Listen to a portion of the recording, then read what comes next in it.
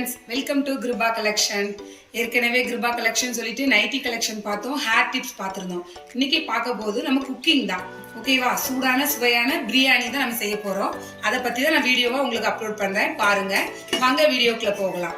நம்ம இன்னைக்கு பிரியாணி செய்யறதுக்கு ஃபர்ஸ்ட் என்னென்ன தேவையான பொருட்கள் சொல்லி நான் ஃபர்ஸ்ட் உங்களுக்கு காட்டுறேன். ரொம்ப பொருள் யூஸ் பண்ண வேண்டியது இல்லை. எப்படி சொல்றது, நிறைய தான் யூஸ் பண்ணணும் அப்படின்னு சொல்றது கிடையாது. கொஞ்சம் சிம்பிளா யூஸ் பண்ணாலுமே நம்ம ஈஸியா டேஸ்டான பிரியாணி செய்யலாம். ஓகேவா? வாங்க பார்க்கலாம். ஃபர்ஸ்ட் வந்து கொஞ்சம் ஒரு 2 பிரியாணி இலை, பிரிஞ்சி இலை. ஓகேவா? அப்புறம் கொஞ்சமா சோம்பு, பெரிய சீரகம், ஒரு 2 துண்டு சின்ன பட்டை, கொஞ்சம் உள்ள கசகசா, ஒரு 4 ஏலக்காய். ஓகேவா? இதுதான் நான் வந்து தாளிப்புக்கு எடுத்திருக்கிறேன். நெக்ஸ்ட் வந்து பெரிய வெங்காயம், ஒரு 3 வெங்காயம், ஒரு 350 கிராம் அப்படி இருக்கும். ஓகேவா? நெக்ஸ்ட் 2 தக்காளி நம்ம நிறைய போடக்கூடாது, அதனால 2 தக்காளி, கொஞ்சம் மல்லி இலை, கொஞ்சம் புதினா. நெக்ஸ்ட் சிக்கன் வந்து ஒரு 1 கிலோ எடுத்து நான் கழுவி நல்லா க்ளீன் பண்ணி வச்சிருக்கிறேன். அப்புறம் ஒரு 3/4 கிலோ அரிசி, பிரியாணி அரிசி எடுத்திருக்கிறேன். எடுத்து நல்லா ஒரு 1/4 மணி நேரம் ஊற போட்டு வச்சிருக்கிறேன். அப்புறம் தேவையான அளவு உப்பு, ஒரு சின்ன துண்டு இஞ்சி, ஒரு 10 பல்லு பூண்டு, ஒரு பச்சை மிளகாய் வாசத்துக்காக போடுறது தான். ஓகே. நெக்ஸ்ட் வந்து ஒரு 1/2 லெமன். நெக்ஸ்ட்டு ஒரு கொஞ்சம் தேவையான அளவு நெய், ஆயில். நான் வந்து கலருக்கு வந்து ஃபுட் கலர் யூஸ் பண்ண மாட்டேன். காஷ்மீர் சில்லி பவுடரும் பிரியாணி மசாலா தான் யூஸ் பண்ண போகிறேன். ஓகேவா? இதுதான் நம்ம வந்து, அது போக கொஞ்சோல தயிர். இவ்வளோதான் நம்மளுடைய பிரியாணிக்கு தேவையான பொருள். இது எல்லாமே சிம்பிளாக நான் எடுத்திருக்கிறேன். வாங்க எப்படி செய்யலான்னு பார்க்கலாம்.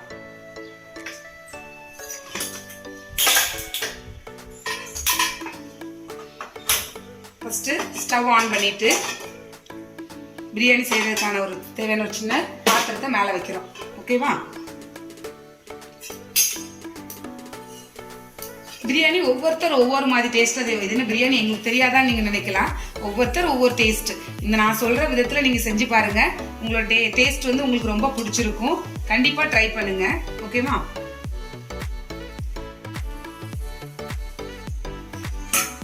நல்லா கடாய் சூடாயிடுச்சு, அதுல இருந்து ஈரெல்லாம் ட்ரை ஆயிடுச்சு. திரும்ப நம்ம ஆயில் யூஸ் பண்ணிக்க போறோம். நான் வந்து கோல்டு வினர் யூஸ் பண்றேன். ஒரு 50 to 60 ml. பிரியாணி சொன்னாலே கொஞ்சம் ஆயில் கண்டென்சிட்டி நல்லா இருந்தால் தான் நல்லா டேஸ்டா இருக்கும். ஓகேவா? ஆயில் ஊத்திட்டேன்.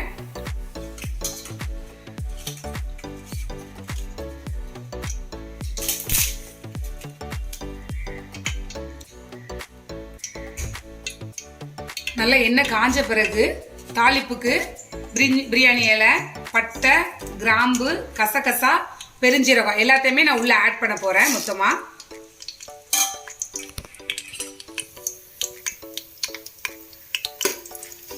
லைட்டா அந்த கலர் வந்து கொஞ்சம் மாறி வர அந்த ஸ்மெல் உங்களுக்கே தெரியும். எண்ணெயில காஞ்சதுக்கு அப்புறம் ஒரு சின்ன ஸ்மெல் நல்லா வரும். அந்த ஸ்மெல் நல்லா வர கொஞ்சம் வெயிட் பண்ணணும்.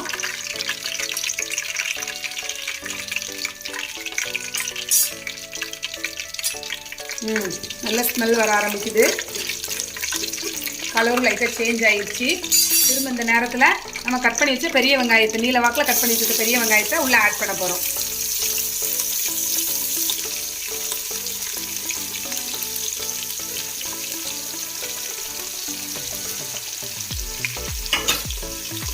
வெங்காயத்தை ஆட் பண்ணியாச்சு.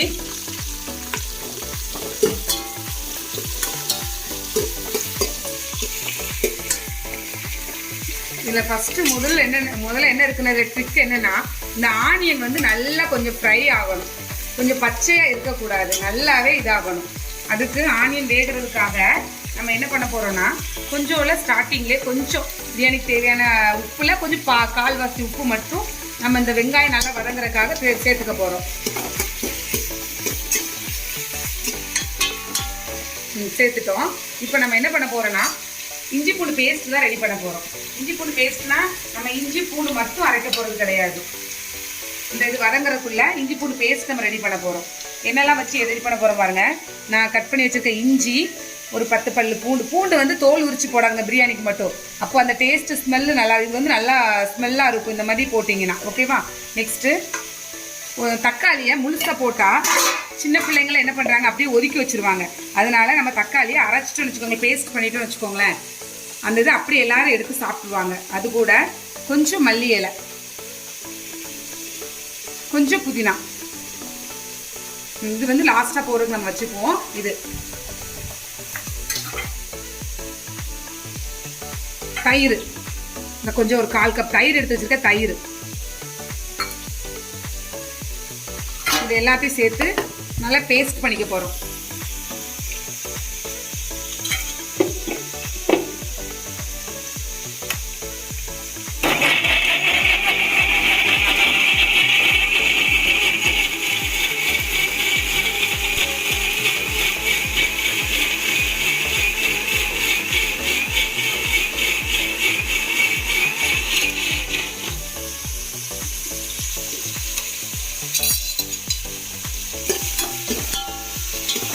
இங்கே நல்லா இஞ்சி பூண்டு, மல்லி இலை, புதினா, தக்காளி எல்லாம் சேர்த்து நல்ல தயிர் எல்லாம் சேர்த்து நல்லா பேஸ்ட் பண்ணியாச்சு. இங்கே லைட்டாக கோல்டு கலராக மாற ஆரம்பிக்கிற ஆனியன் வந்து எனக்கு கொஞ்சம் நல்லா வதங்கணும். வதங்கினாதான் நல்ல பிரியாணிக்கு வந்து ரொம்ப முக்கியமே ஆனியன் நல்லா வதங்குறது தான். நெக்ஸ்ட் வந்து யாரும் ஃபுட் கலர் அவ்வளோவா சேர்க்காதுங்க. அதுக்கு பதிலாக காஷ்மீர் சில்லி பவுடர் வந்து இந்த வெங்காயம் வந்து வதங்கி முடிகிற ஸ்டேஜில் வந்து நம்ம கொஞ்சமாக சேர்த்துட்டாலே போதும். அந்த ரெட் கலர் வந்து நம்ம பிரியாணியில் நல்லாவே கொடுக்கும்.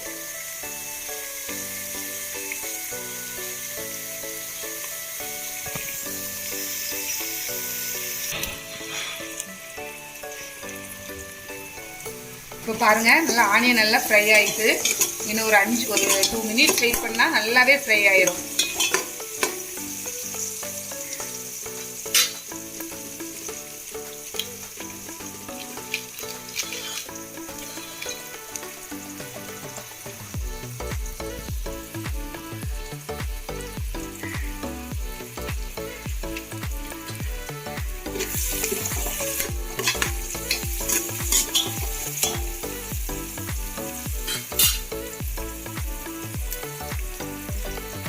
இந்த டைமில் வந்து கொஞ்சம் காஷ்மீர் சில்லி பவுடர் சேர்த்துக்கலாம். இது வந்து கலருக்காக கொஞ்சம் லைட்டாக சேர்த்தா போது. இது வந்து காரம் இருக்காது, கலர் மட்டும் கொடுக்கும்.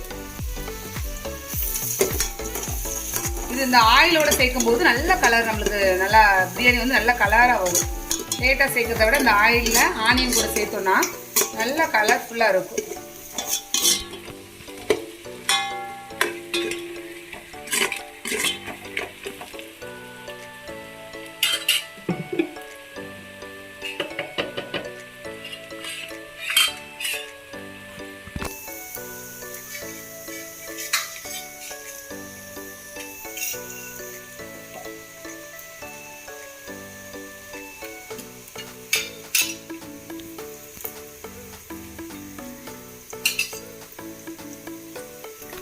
கூட நல்லா வதங்கிருச்சு, நல்லா மசாலா வடை போயிடுச்சு. இது கூட நம்ம அரைச்சி வச்ச இஞ்சி பூண்டு, தக்காளி, புதினா, மல்லி இலை, தயிர் எல்லாம் சேர்த்து அரைச்சி வச்சிருக்கோம். இந்த பேஸ்ட் அப்படி உள்ள நான் போட போறேன். சேர்க்கிறது கூட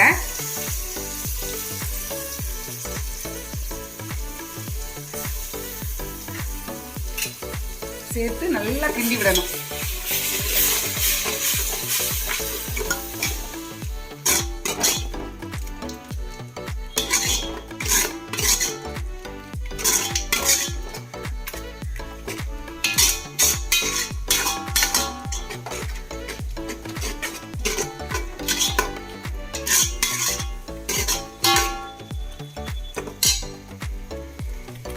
ரெண்டு நிமிஷம் நல்லா வதக்கிட்டு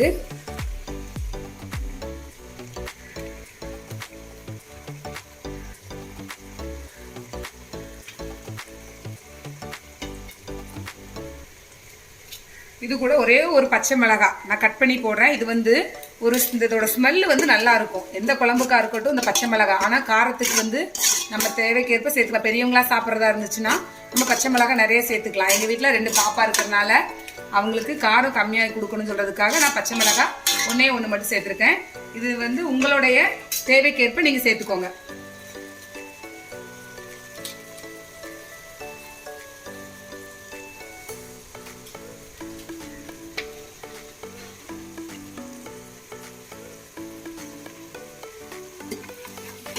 நல்லா ஆயில் பிரிஞ்சு வருது.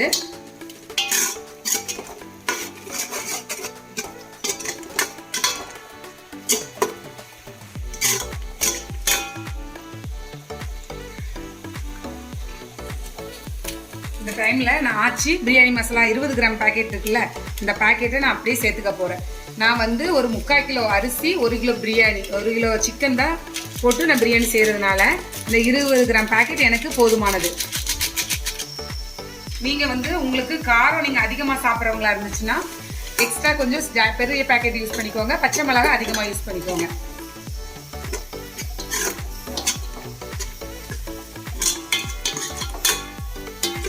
ஒரு 2 நிமிஷம் அதோட பிரியாணி மசாலாவோட பச்சை வாடை போகிற அளவுக்கு லைட்டாக மேலே எண்ணெய் பிரிஞ்சு வரும், அந்த அளவுக்கு வதக்கிக்கோங்க.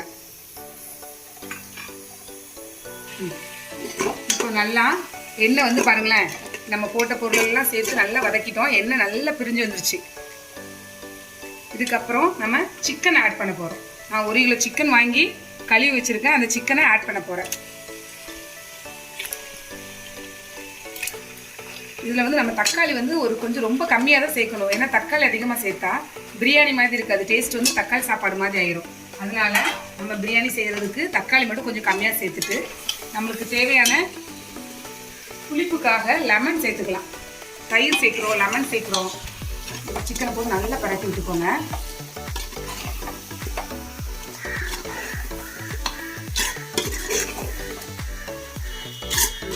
நல்லா கிண்டி விட்டுக்கோங்க. எல்லாருக்கும் மசாலா எல்லாம் படுற அளவுக்கு கிண்டி விட்டுக்கோங்க. கிண்டி விட்டுட்டு நான் இந்த சிக்கன் பிரியாணிக்கு ஒரு 1/2 லெமன் எடுத்து வச்சுருக்கேன். இந்த 1/2 லெமன் ஜூஸ் மட்டும் நான் சேர்க்க போகிறேன். இது வந்து நல்லா சிக்கன் வந்து நல்லா வேகிறதுக்காக. சைடில் விசில் வருது. முட்டை ஒரு 5 முட்டை அவிச்சிருக்கேன், வேக வச்சுருக்கிறேன் ஃப்ரை பண்ணுறதுக்காக.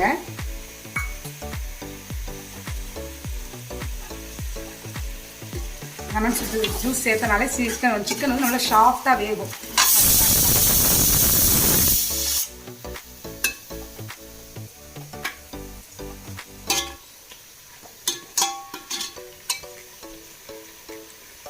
ஒரு 5 நிமிஷம் நல்லா மூடி போட்டு நல்லா சிக்கனை வேக விட்டுடலாம். சிக்கன்லேருந்தே சும்மா தண்ணிலாம் ஊற்ற வேணாம், சும்மா மூடி வச்சிடலாம். மூடி ஓப்பன் பண்ணிவிட்டு 2 நிமிஷத்துக்கு அப்புறம் லைட்டாக கிண்டி விட்டுக்கிட்டு இப்போவே கொஞ்சோட சிக்கன் நல்லா கொஞ்சம் வெந்திருக்குது. இன்னும் ஒரு 2 மினிட்ஸ் வந்து நம்ம கொஞ்சம் வேக விடணும் சிக்கனை.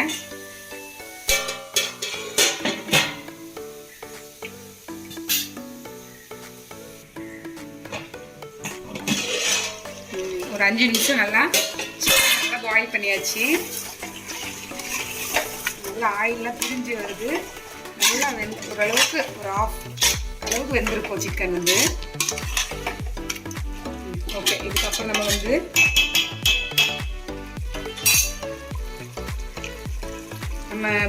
எடுத்து வச்சிருக்க ஒரு 3/4 கிலோ ரைஸை வந்து அது கூட பிரியாணி அரிசியை சேர்த்துக்க போகிறோம்.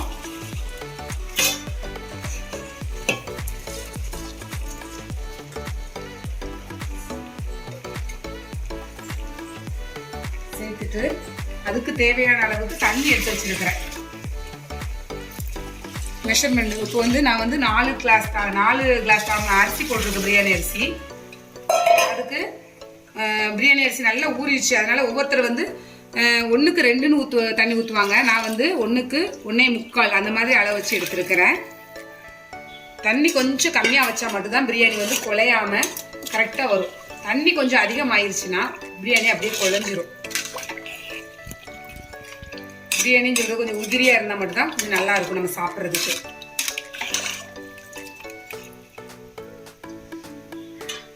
போட்டாச்சு. இனி இதுக்கு தேவையான உப்பு நம்ம கொஞ்சம் தான் உப்பு சேர்த்துருந்தோம். இனி இதுக்கு எவ்வளோ தேவையோ அந்த அளவுக்கு உப்பு நம்ம சேர்த்துக்க போகிறோம்.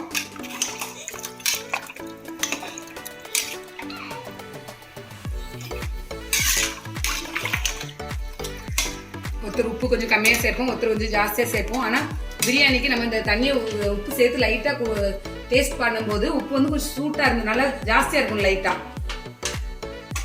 அப்போ தான் பிரியாணிக்கு வந்து நமக்கு உப்பு கரெக்டாக இருக்கும். எனக்கு கொஞ்சம் உப்பு பத்தாத மாதிரி இருக்குது. நான் எனக்கு கொஞ்சம் உப்பு சேர்த்துக்க போகிறேன். சேர்த்துட்டு கொஞ்சம் மீதி வச்சு கொஞ்சம் அரைச்சது போக கொஞ்சம் பிரியாணி இந்த புதினாலையும் மல்லியிலையும் கொஞ்சம் மீதி வச்சிருந்தேன். அதனால லைட்டாக மேலே தூங்கிட்டுக்க போகிறேன்.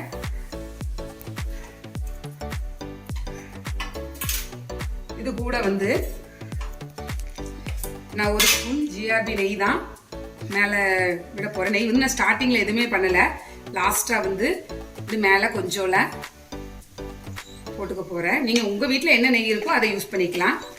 நெய் வந்து யூஸ் பண்ணுறதுனால பிரியாணி வந்து நல்லா ஒன்றோடு ஒன்று ஒட்டாமல் நல்லா உதிரியாக வர்றதுக்காக தான் யூஸ் பண்ணுறோம். டால்டாவும் யூஸ் பண்ணுவாங்க, ஒவ்வொருத்தரும் அவங்கவுங்க விருப்பத்துக்கு ஏற்றபடி என்னவோ அதை யூஸ் பண்ணிக்கலாம்.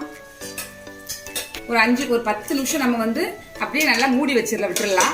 அது 5 வந்து பிரியாணியை எல்லா பொருளும் போட்டு தண்ணி ஊற்றி நம்ம மூடி வச்சிருந்தோம் அரிசி நல்லா வேகிறதுக்காக. இங்கே பாருங்கள், ஒரு 5 to 7 நிமிஷம் வேக வச்சுருக்கேன். பாருங்கள், ஓரளவுக்கு தண்ணி வற்றி ஓரளவுக்கு ஒரு 3/4 வேக்காடு இல்லை 1/2 வேக்காடு நல்லா வெந்துருச்சு. பாருங்கள், இப்போ இந்த டைமில் வந்து ஒரு லைட்டாக கிண்டி விட்டுட்டு அப்படியே அடுப்பு வந்து நல்லா ஃபுல் ஃப்ளேமில் இருந்துச்சு. இப்போ நான் வந்து சிம்மில் வச்சுக்க போகிறேன். ஃபுல் ஃப்ளேமில் இருக்குது. இனி ஒரு 2 நிமிஷம் இல்லை 3 நிமிஷம் ஸ்லோ ஃப்ளேமில் வச்சு குக் பண்ணணும். வந்து பிரியாணியை எல்லா பொருளும் போட்டு தண்ணி ஊற்றி நம்ம மூடி வச்சுருந்தோம் அரிசி நல்லா வேகிறதுக்காக. இங்கே பாருங்கள், ஒரு 5 to 7 நிமிஷம் வேக வச்சுருக்கேன். பாருங்கள், ஓரளவுக்கு தண்ணி வற்றி ஓரளவுக்கு ஒரு 3/4 வேக்காடு இல்லை 1/2 வேக்காடு நல்லா வெந்துருச்சு. பாருங்கள், இப்போ இந்த டைமில் வந்து ஒரு லைட்டாக கிண்டி விட்டுட்டு அப்படியே அடுப்பு வந்து நல்லா ஃபுல் ஃப்ளேமில் இருந்துச்சு. இப்போ நான் வந்து சிம்மில் வச்சுக்க போகிறேன். ஃபுல் ஃப்ளேமில் இருக்குது. இனி ஒரு 2 நிமிஷம் இல்லை 3 நிமிஷம் ஸ்லோ ஃப்ளேமில் வச்சு குக் பண்ணணும். வந்து நம்ம சிம்மில் போட்டு ஒரு 5 மினிட்ஸ் வந்து இது பண்ணியாச்சு. ஒரு தண்ணி இல்லாமல் நல்லா வத்திருச்சு. பார்க்க தெரியுதா உங்களுக்கு? அவ்வளோதான், நல்லா வத்திருச்சு. இருந்தாலும் கொஞ்சம் வாட்டர் வந்து இருக்கிறது தெரியுது. இது வந்து நம்ம இப்போ என்ன பண்ண போகிறோம்னா தம் போட போகிறோம். அவ்வளோதான், இந்த இதோட ஸ்டெப்போட இதை வந்து ஆஃப் பண்ணிவிட்டு நெக்ஸ்ட்டு தம் போட போகிறோம். ஒவ்வொருத்தர் ஒவ்வொரு முறையில் தம் போடுவோம். ஆனால் நான் வந்து என்ன பண்ணுவேன்னா, ஒரு சின்ன பாத்திரத்தில் வந்து தண்ணி வச்சு அதை நல்லா கொதிக்க விட்டதுக்கப்புறம் அதை மூடி இந்த பிரியாணி வந்து எல்லாருமே என்ன பண்ணுவோம், ஒரு பழைய தோசைகள் இந்த மாதிரி கல் மேலே வச்சு தான் போடுவோம் தம். ஆனால் அப்படி பண்ணுறது இல்லை. இந்த அவ்வளோதான், இதை பண்ணி இதுக்கு மேலே வந்து ஒரு வெயிட்டான பாத்திரத்தை தூக்கி வச்சுருவேன்.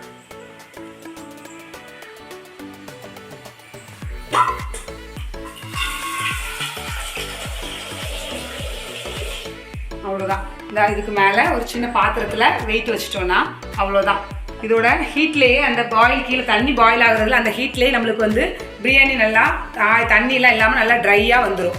நல்லா சூப்பராக இருக்கும். ஒரு 10 நிமிஷம் இதை மாதிரி நம்ம பாயில் பண்ண விட்டுட்டு திரும்ப ஒரு 10 நிமிஷம் உடனே ஓப்பன் பண்ணக்கூடாது. ஆஃப் பண்ணிவிட்டு ஒரு 10 மினிட்ஸ் இல்லை 15 மினிட்ஸ் வெயிட் பண்ணி ஓப்பன் பண்ணோன்னா நல்லா பிரியாணி உதிரியாக வரும். அதை பார்க்கலாம். ஓகேவா? தம் போட்டிருந்தோம், தம் போட்டாச்சு. இப்போ பிரியாணி ரெடி ஆயிடுச்சு. வாங்க பார்க்கலாம். சூடான சுவையான பிரியாணி ரெடி. இப்போ பாருங்கள், சூப்பராக பிரியாணி வந்திருக்குது.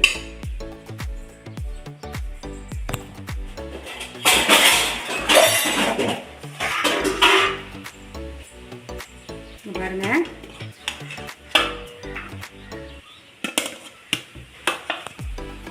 நல்லா அழகான பிரியாணி ரெடி. ஓகே ஃப்ரெண்ட்ஸ், இதே மாதிரி நீங்களும் உங்கள் வீட்டில் ட்ரை பண்ணுங்கள். ட்ரை பண்ணி பார்த்துட்டு டேஸ்ட் எப்படி இருக்குன்னு சொல்லி எனக்கு கமெண்ட் பண்ணுங்கள். ஓகேவா? ரொம்ப தேங்க்ஸ். ஓகே, பாய்.